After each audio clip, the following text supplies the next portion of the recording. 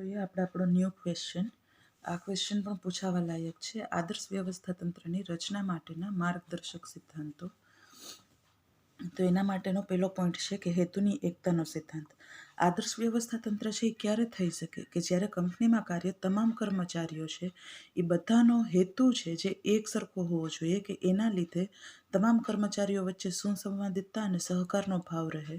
પરિણામે દરેક વ્યક્તિ છે એ જૂથ, વિભાગ કે શાખાઓ સાથે મળી અને હેતુ સિદ્ધ કરવા માટેનું કાર્ય કરે અને હેતુ સિદ્ધિમાં ફાળો આપે તો જ કાર્યક્ષમતાપૂર્વક હેતુઓ છે જે પ્રાપ્ત કરી શકાય.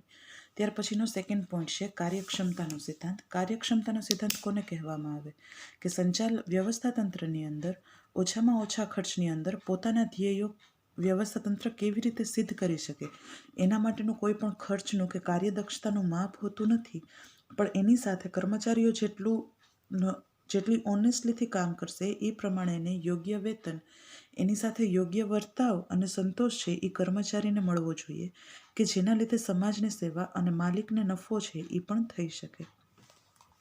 ત્યાર પછી છે થર્ડ પોઈન્ટ અંકુશ વિસ્તારનો સિદ્ધાંત. અંકુશ વિસ્તારનો સિદ્ધાંત કોને કહેવામાં આવે કે આજે કોઈ પણ કર્મચારીઓ ઉપર કંટ્રોલ રાખવો જરૂરી હોય છે, પણ કંટ્રોલ રાખવા માટે પણ ઉપરી એક વ્યક્તિ જોઈએ. તો એક વ્યક્તિ દ્વારા એ ઓછામાં ઓછા કેટલા વ્યક્તિઓ પર કંટ્રોલ છે એ રાખી શકે. તો સામાન્ય રીતે એક વ્યક્તિ છે જે 5 થી 6 વ્યક્તિઓ ઉપર અસરકારક રીતે અંકુશ છે એ રાખી શકે, પણ વૈજ્ઞાનિક અંદાજ મુજબ આવી અધિકારની આવી મર્યાદા છે જે 4 લોકોની જ થઈ ગઈ છે, અને નીચલી કક્ષાની અધિકારીની મર્યાદા છે જે 8 થી 12 કર્મચારીઓની છે. ત્યાર પછી અહીંયા તમને બીજા બધા ઇન્સિડન્ટ છે જે આપેલા છે. ત્યાર પછી છે સોપાનિક સિદ્ધાંત. સોપાનિક સિદ્ધાંત કોને કહેવામાં આવે કે કોઈ પણ વ્યવસ્થા તંત્રની અંદર અંતિમ સત્તા છે એ કેન્દ્રમાં હોવી જોઈએ. કેન્દ્રમાં હોવી જોઈએ. હજુ એ વર્ડ ઉપર ધ્યાન રાખજો કે સોપાનિક સિદ્ધાંતની અંદર છેલ્લામાં છેલ્લી જે સત્તા છે જે કેન્દ્રમાં હોવી જોઈએ, કે ત્યાંથી દરેક નીચેના સ્થાન માટે સળંગ રેખા છે એ હોવી જોઈએ.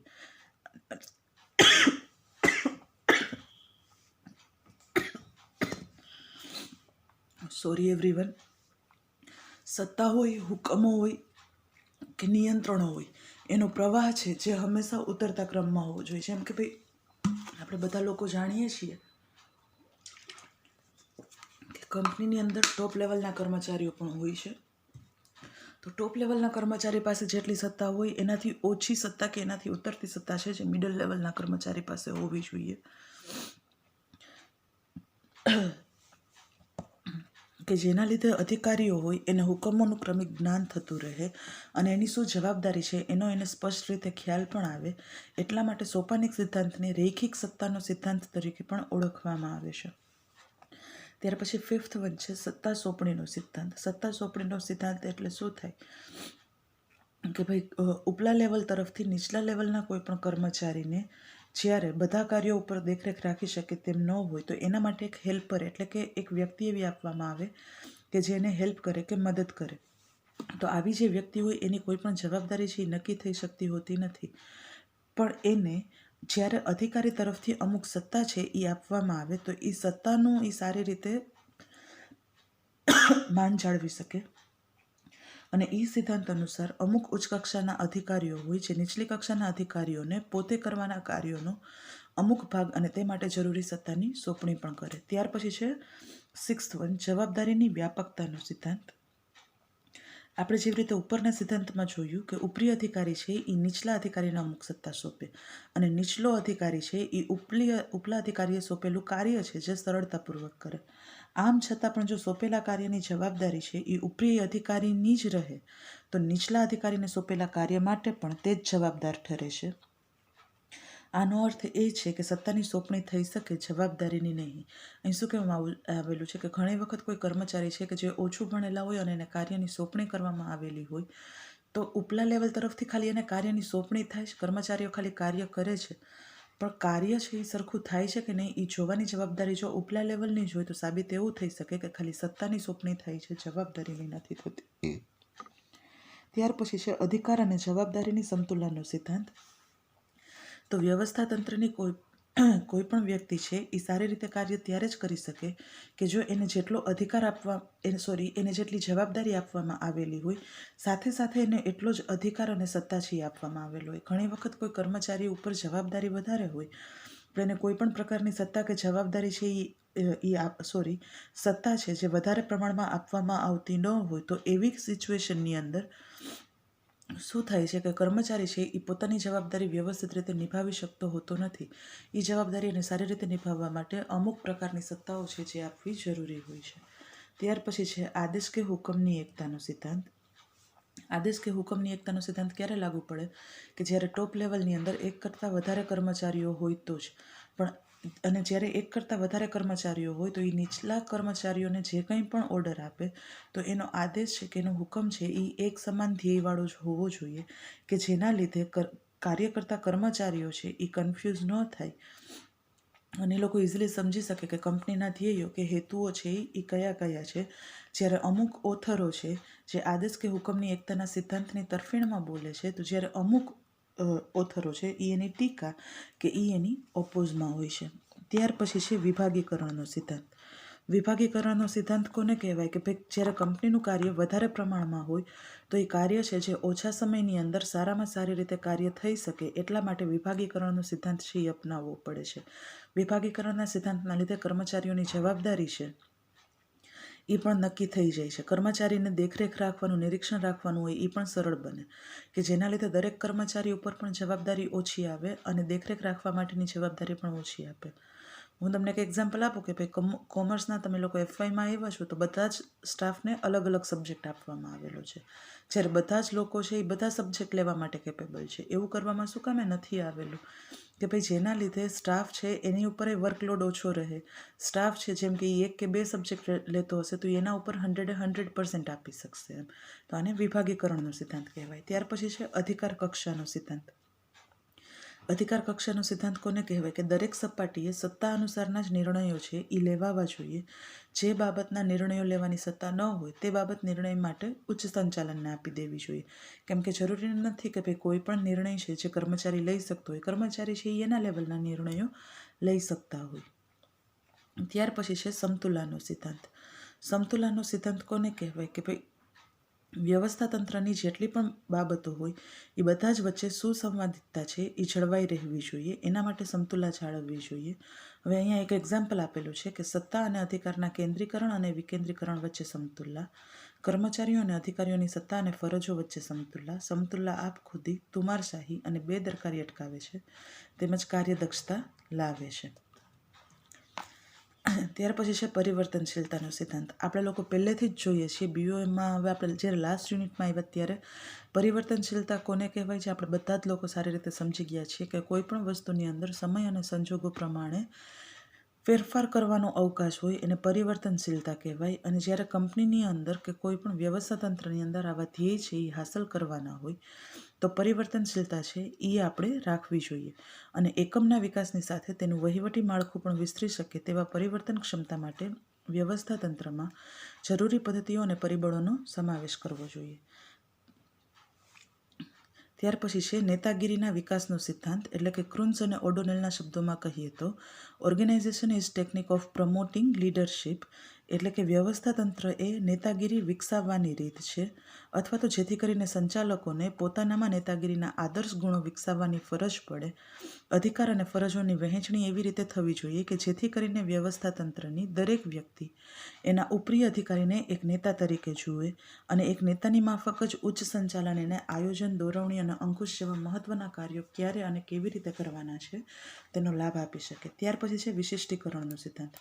વિશિષ્ટીકરણનો સિદ્ધાંત એટલે કે કર્મચારી પાસે જે વિશિષ્ટ ગુણ હોય એના માટે એની ગતિ અને ગુણવત્તા છે એ જરૂરી હોવી જોઈએ કે જેના લીધે નિષ્ણાંત વ્યક્તિ કાર્ય કરે તો એ કાર્યની અંદર ભૂલો થવાની શક્યતાઓ છે એ પણ નહિવત થઈ જાય. પરિણામે વ્યવસ્થા તંત્રમાં આ સિદ્ધાંત અપનાવી વ્યક્તિઓના વિશિષ્ટ જ્ઞાન અનુસાર કાર્યોની વહેંચણી છે એ કરવી જોઈએ. ત્યાર પછી છે સ્થિરતાનો સિદ્ધાંત. સ્થિરતાનો સિદ્ધાંત કોને કહેવામાં આવે કે વ્યવસ્થા તંત્રની રચના છે એવી રીતે કરવી જોઈએ કે જેના લીધે જે વ્યક્તિઓ છે એના જવા આવવાથી એની સ્થિરતાની સાતત્યતા ન જોખમાય. જેમ કે આજે આપણે ઘણી વખત કોઈ નાના બિઝનેસની અંદર એવું જોઈએ છીએ કે ભાઈ એના કર્મચારીઓ છે એ જ્યારે કંપનીમાંથી છૂટા થઈ જાય તો કંપની ઉપર એની વધારે ઇફેક્ટ પડે છે. તો એટલા માટે ઘણા કર્મચારીઓ એવા હોય કે એને અમુક પ્રકારની તાલીમો આપેલી હોય તો બીજા કર્મચારીઓને પણ એ કાર્ય છે જે આવડી શકતું હોવું જોઈએ કે કર્મચારી જાય તો એની ઇફેક્ટ કંપની પર ન પડે. ત્યાર પછી છે તપાસનો સિદ્ધાંત, એટલે કે વ્યક્તિને જે કાર્ય સોંપવામાં આવેલું છે એ કાર્ય એણે બરાબર કરેલું છે કે કેમ, ન્યાયપૂર્વક કરેલું છે કે કેમ, એની તપાસ છે એ કરવી જોઈએ અને તપાસ માટેની યોગ્ય વ્યવસ્થા છે એ પણ રાખવી જોઈએ. ત્યાર પછી છે મસલતનો સિદ્ધાંત. મસલતનો સિદ્ધાંત કોને કહેવામાં આવે કે જ્યારે બે પાર્ટી હોય કે બે ડિપાર્ટમેન્ટ હોય એ લોકોની વચ્ચે કોઈ પણ કમ્યુનિકેશન થાય અથવા તો કોઈ પક્ષપાત થાય તો એમાં જ્યારે વચ્ચેનો રસ્તો કાઢવાનો હોય એને મસલતનો સિદ્ધાંત કહેવાય. તો પરિસ્થિતિ અને જરૂરિયાત અનુસાર જે કર્મચારીઓ હોય એની સાથે આવા બધા પ્રશ્નો છે જે થતા રહેતા હોય તો એની અંદર પણ સારી યોજનાઓનું ઘડતર કરી અને એવી રીતની માહિતી આપવી જોઈએ કે જેના લીધે મસલતનો સિદ્ધાંત છે જે આરામથી આપણે કરી શકીએ. ત્યાર પછી છે એના પછીનો ક્વેશ્ચન, વ્યવસ્થાતંત્રની પ્રક્રિયા અથવા તો વ્યવસ્થાતંત્રની રચનાના તબક્કાઓ. એમાં ફર્સ્ટ પોઈન્ટ છે હેતુનો સ્પષ્ટ ખ્યાલ મેળવવો, એટલે કે દરેક સાહસ કોઈ ધ્યેય પ્રાપ્તિ માટે શરૂ કરવામાં આવે છે. વ્યવસ્થાતંત્રની રચના માટે સૌ પ્રથમ હેતુ વિશે સ્પષ્ટ જાણકારી મેળવવી જરૂરી છે. તમારે બધામાં તમામ પેલો પોઈન્ટ હેતુનો જ આવેલો છે. હવે સમજાઈ ગયો હશે કે ધ્યેય પ્રાપ્તિ માટે હેતુ હોવું જરૂરી છે. ત્યાર પછી છે કાર્યોની યાદી અને તેની વ્યાખ્યા તૈયાર કરવી. નક્કી કરેલ હેતુ પૂર્ણ કરવા માટે જરૂરી એવા કાર્યોની એક વ્યવસ્થિત યાદી તૈયાર કરવામાં આવે છે. દરેક કાર્ય ચોકસાઈપૂર્વક થાય તે માટે તેની સ્પષ્ટ વ્યાખ્યા પણ કરવામાં આવે છે. એ કહેવામાં આવેલું છે કે જે હેતુ માટે કાર્ય કરવામાં આવતું હોય એની વ્યવસ્થિત યાદી કરી અને કાર્ય ચોકસાઈપૂર્વક થાય છે કે નહીં તે નક્કી કરવું. ત્યાર પછી થર્ડ વન છે કાર્યોનું વર્ગીકરણ, કાર્ય જૂથની રચના. કાર્ય યાદી પરથી એક સરખા કાર્યોને સમાન જૂથમાં વહેંચી નાખવામાં આવે છે. આ ક્રિયાને વર્ગીકરણ કે વિભાગીકરણ તરીકે ઓળખવામાં આવે છે. વિભાગીકરણ કર્યા બાદ સમગ્ર કાર્ય પ્રવૃત્તિને સંકલિત કાર્ય જૂથો વચ્ચે સાંકળી લેવામાં આવે છે. માનવ શક્તિનો શ્રેષ્ઠ ઉપયોગ કરવા માટે વિભાગીકરણ જરૂરી છે. કાર્યોની સરળ વહેંચણી કરવામાં આવું વિભાગીકરણ ઉપયોગી નીવડે છે. દાખલા તરીકે વેચાણને લગતા કાર્યો, ખરીદીને લગતા કાર્યો, ઉત્પાદનને લગતા કાર્યો, એ રીતે વિભાગીકરણ કરવામાં આવે છે. અહીં શું કીધું છે કે કાર્યોનું વર્ગીકરણ છે એ કરવામાં આવે કે એનું વિભાગીકરણ કરવામાં આવે કે જેના લીધે કર્મચારીઓ દ્વારા કાર્ય છે એ સરખી રીતે થઈ શકે અને ઓછા સમયમાં પણ થઈ શકે. કાર્ય જૂથો અને જવાબદારીની સોંપણી. કાર્ય જૂથો નક્કી થયા બાદ શ્રમ વિભાજન અને વિશિષ્ટીકરણના સિદ્ધાંત અનુસાર લાયકાત ધરાવતા કર્મચારીઓ અને અધિકારીઓ વચ્ચે તેની વહેંચણી કરવામાં આવે છે. આ દરેકની ચોક્કસ કાર્ય માટે ચોક્કસ જવાબદારી નક્કી કરવામાં આવે છે. આ તબક્કાને કાર્ય અને જવાબદારીની સોંપણી તરીકે ઓળખવામાં આવે. દરેક કર્મચારીની જવાબદારી અને ફરજ અહીં નક્કી થઈ જાય છે. જ્યારે કર્મચારીને કાર્યોની સોંપણી કરવામાં આવે એની સાથે સાથે એને જવાબદારીની સોંપણી છે એ પણ કરવી જોઈએ.